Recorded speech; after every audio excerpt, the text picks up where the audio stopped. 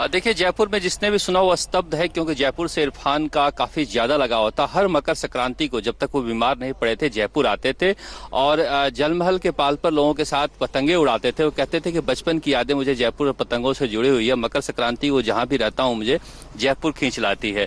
तो इस तरह की यादें जयपुर वालों के दिल में है और यहीं से थिएटर किए बहुत सारे थिएटर के जो उनके साथी हैं उनसे हमारी बातचीत हुई। उन्हें विश्वास नहीं हो रहा है। उनका कहना था जब तक वो मुंबई में थे, जो भी जयपुर के लोग जाते थे थिएटर करने या संघर्ष करने के लिए बॉलीवुड में, उनको बहुत ज्यादा प्रश्रय देते थे, उनको सिखाते थे। तो राजस्थान से उनका एक लगाव है।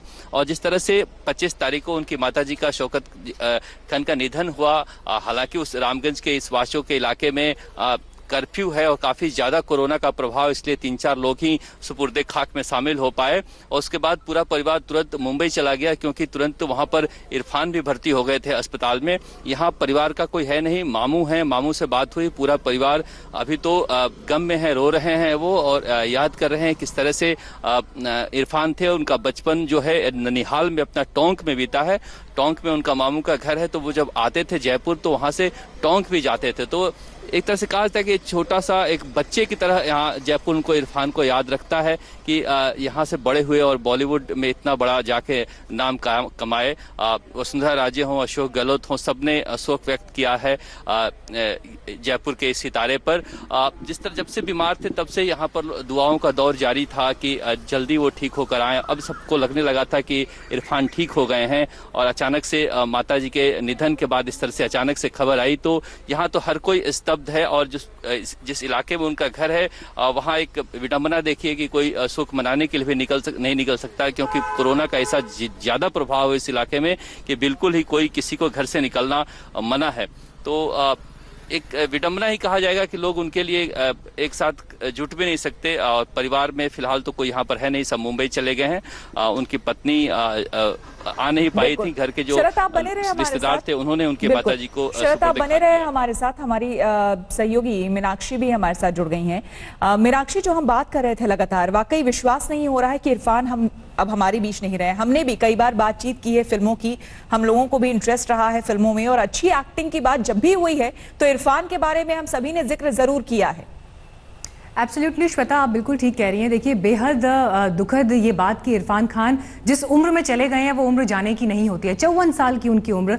और एक्टिंग का श्वेता जब आप जिक्र कर रही हैं, इरफान खान अपने आप में अभिनय के एक इंस्टीट्यूशन है, एक मिसाल वो हमेशा रहेंगे।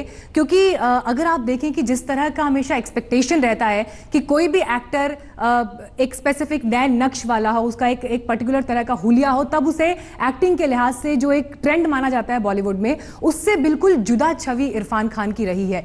लेकिन सिर्फ और सिर्फ अपने अभिनय के बूते जो मकाम उन्होंने हासिल किया, राष्ट्रीय पुरस्कार हासिल किए, फिल्म फेयर अवार्ड्स हासिल किए, और स्पेशली मैं यहाँ पर जिक्र जरूर करना चाहूंगी पान सिंह तोमर का, क्योंकि अभिनय में वो बहुत समय से एक्टिव थे, टीवी सीरियल्स में उन्होंने बहुत काम किया। लेकिन पान सिंह तोमर उन्हें जिन ऊंचाइयों का नाम इरफान खान को बनाया वो अपने आप में अभूतपूर्व था। एक दिलचस्प किस्सा मुझे यहाँ पर श्वेता याद आता है, मैं इनके बारे में जब पढ़ रही थी। इरफान खान जिस समय सीरियल्स में काम कर रहे थे, क्योंकि एक निम्न वर्गीय परिवार से वो आते थे, बहुत संघर्षों के बाद मुंबई तक पहुंचे। क्रिकेटर बनने का सपना था, माँ चाहती थी कि लेक्चरर बने, लेकिन इन सब चीज़ों से आके निकलते हुए एनएसडी के बाद अभिनय की दुनिया में जब उन्होंने कदम रखा तो उस समय उन्होंने टीवी सीरियल्स में काम शुरू किया।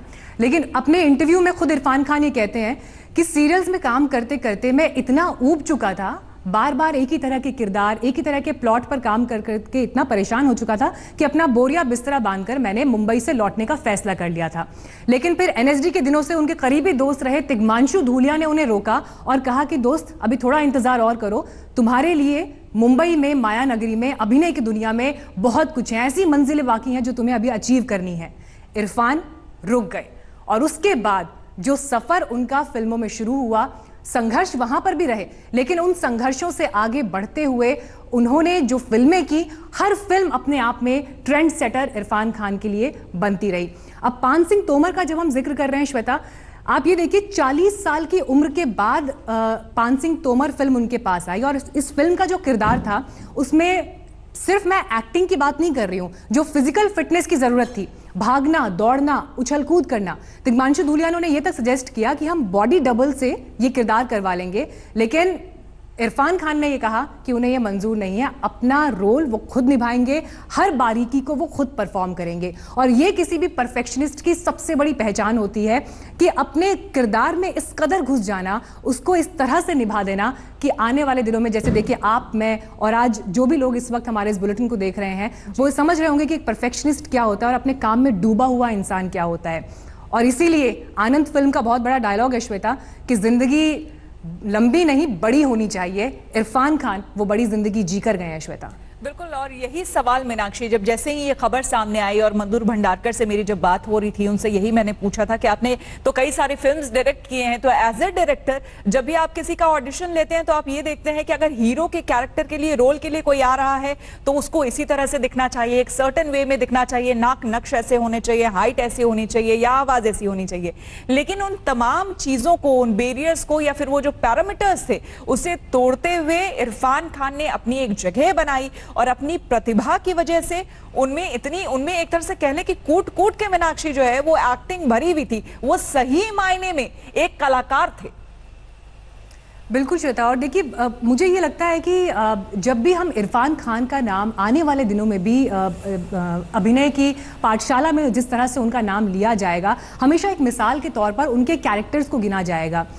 ये वो किरदार निभाते रहे हैं, उन एक्टर्स की श्रेणी में रहे हैं जो अभिनय करते हुए दिखते नहीं हैं, यानी अभिनय वो कर रहे हैं लेकिन ऐसा लग रहा है कि मानो कोई चलता फिरता इंसान जिसको हमने अपनी आम जिंदगी में देखा है वहां देखा हो। बिल्कुल, बहुत ही सहजता से, जो भी, अगर उनकी एक फिल्म बहुत ही कामयाब रही, अमिताभ बच्चन और दीपिका पादुकोण के साथ पीकू आई थी, उसके बारे में भी जब हमने भी देखी थी वो फिल्म मीनाक्षी, तो शायद मुझे याद है कि आपसे भी मैंने डिस्कस किया था, कमाल की वो फिल्म थी। ऐसा नहीं लग रहा था कि कोई अद्भुत उनको अलग सा कोई ऐसा रोल मिल गया हो, लेकिन उस रोल को भी यादगार बना देना और इतना कामयाब बना देना वो इरफान ही कर सकते थे।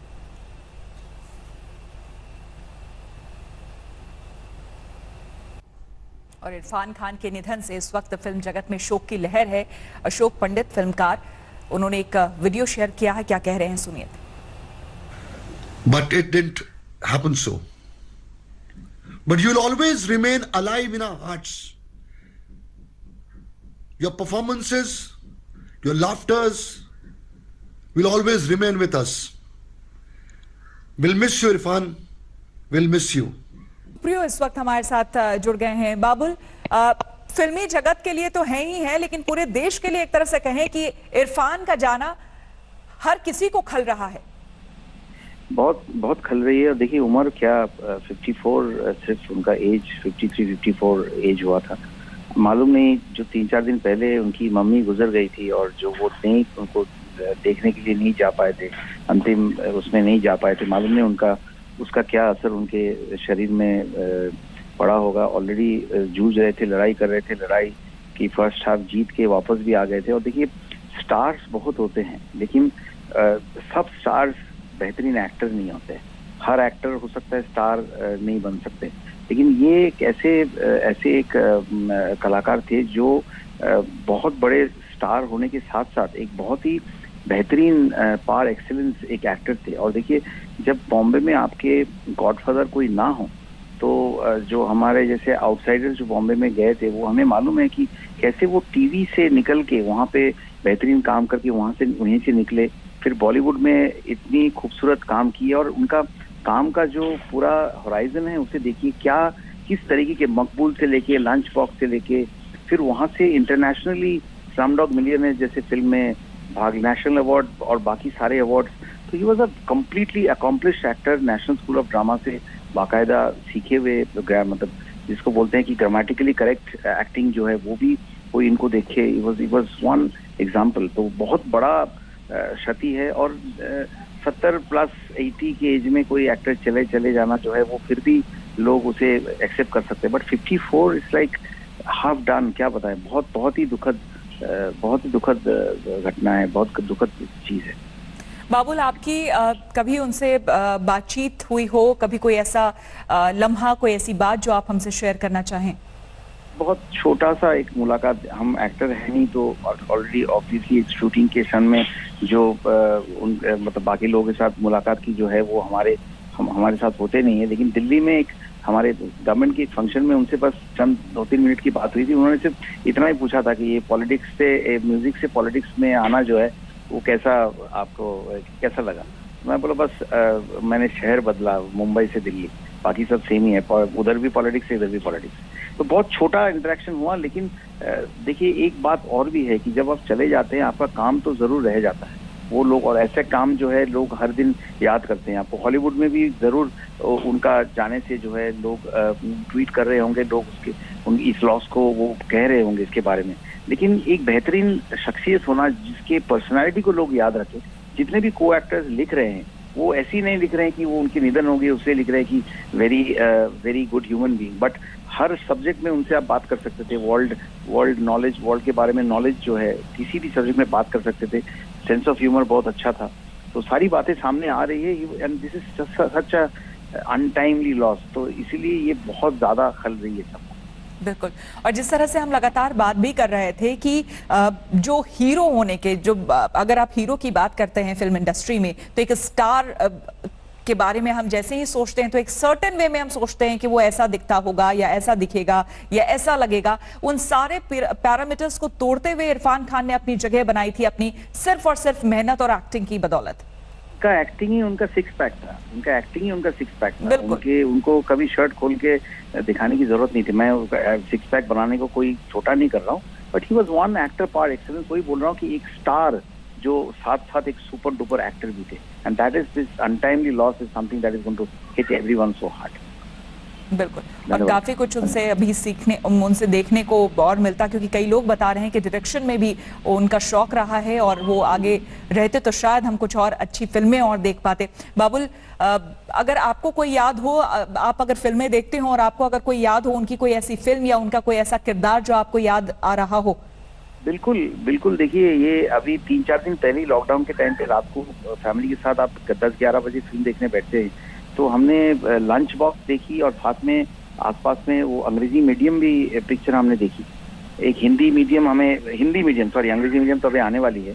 और उसके सिवा आप पीकू बोलिए, आप हैदर बोलिए, क्या उनका काम का वो था, मतलब व्हाट वाज दी, कितने सारे फिल्में इरफान खान के हमने देखे हैं। तो और देखिए इतने वैरिड रोल्स, ये जितने भी फिल्मों का नाम आपने लिया, इन सब में बिल्कुल अलग अलग किरदार और उसके बावजूद कमाल की एक्टिंग। कोई अलग अलग, देखिए अभी ये हिंदी मीडियम पिक्चर में इज अ सीरियस एक्टर, लेकिन कॉमेडी टाइमिंग और सारी चीजें जो है कितनी बाखूबी निभाया है उन्होंने। तो ये जो उनका बहुत बहुत धन्यवाद बाबुल आपका। और निम्रत कौर इस वक्त हमारे साथ जुड़ गई हैं लंच बॉक्स में। आप साथ ही देख भी रहे होंगे स्क्रीन पे, लंच बॉक्स में उन्होंने काम किया था इरफान के साथ। निम्रत, आपने तो खुद एक स्क्रीन शेयर किया है इरफान के साथ, और आज इरफान अब नहीं है हमारे बीच, क्या कहेंगी? ये बहुत ही ज्यादा दुखद बात है। उनके बारे में ऐसे पास्ट टेंस में, एक भूतपूर्व काल में बात करना अपने आप में एक बहुत ही अजीब बात है।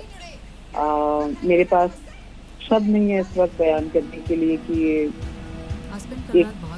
एक कंट्री के लिए कितना बड़ा लॉस है, और हर उस इंसान के लिए जो उनके काम से परिचित थे, उनके साथ काम कर चुके थे या उनका काम देखा था कहीं भी एज एन ऑडियंस। ये बहुत ही बड़ा एक पर्सनल लॉस है सबके लिए। निम्रत, आप जब मूवीज में आई उससे बहुत पहले इरफान आ चुके थे और उनकी जो जर्नी रही है वो काफी लंबी रही है, क्योंकि सीरियल्स में भी पहले आ चुके थे। तो आपको कभी साथ काम करते हुए ऐसा लगा कि कभी किसी तरह की असहजता, या फिर कैसा महसूस होता था जब साथ में वो काम करते थे? जी, वो बहुत ही ज्यादा उम्दा इंसान थे, अपनी जड़ों से जुड़े हुए थे, बहुत करीब थे, जमीन के बहुत करीब थे, क्योंकि वो एक मिडिल क्लास साधारण फैमिली से उठकर पूरी दुनिया में उन्होंने एक नाम कमाया है अपना। तो उनसे बात करना या उनसे मिलना मतलब बहुत ही बिल्कुल ही साधारण और बहुत ही सिंपल, बिल्कुल नो एज और नो फॉल्स नोशन जैसे कहते हैं as an actor and as a human being. इंसान की बहुत परख थी उन्हें, सर्कमस्टांसेस की बहुत परख थी, बहुत ही कीन ऑब्जर्वर थे जिंदगी और दुनिया के। उनके बारे में जितना कहा जाए कम है। निम्रत, जब आप लोग शूट कर रहे थे लंच बॉक्स के लिए, उस समय की कोई यादें, कोई ऐसी बात जो ऑफ स्क्रीन ऐसी हो जो आप शेयर करना चाहें?